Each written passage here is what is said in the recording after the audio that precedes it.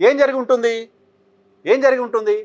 తెలుగుదేశం పార్టీకి సంబంధించిన నాయకత్వం ప్రధానంగా చంద్రబాబు నాయుడు గారు ఇప్పటికే ఆయన గత టెన్యూర్లో అంతా జగన్మోహన్ రెడ్డి అరెస్ట్ చేయమని చాలా సందర్భాల్లో అడిగారు కాబట్టి అది వర్కౌట్ కాకనే అప్పుడు టీడీపీ భారతీయ జనతా పార్టీ నుంచి బయటకు వచ్చింది లాంటి ఒక పొలిటికల్ ఇంప్రెషన్ ఆంధ్రప్రదేశ్లో ఉంది కాబట్టి ఈసారి జనసేన వైపు నుంచి ఆ ప్రపోజల్ని చంద్రబాబు నాయుడు గారే అమిత్ షా దగ్గర పెట్టి ఉండవచ్చు. మేము చెప్తే ఎలా తీసుకుంటారో మీరు చెప్పండి, మీరు వెళ్ళి అడగండి జగన్మోహన్ రెడ్డిని అరెస్ట్ చేయించమని అని పవన్ కళ్యాణ్కి చంద్రబాబు నాయుడే చెప్పి ఉండొచ్చు అని ఎవరైనా అనుకోవడానికి సంబంధించిన అవకాశం ఉంది.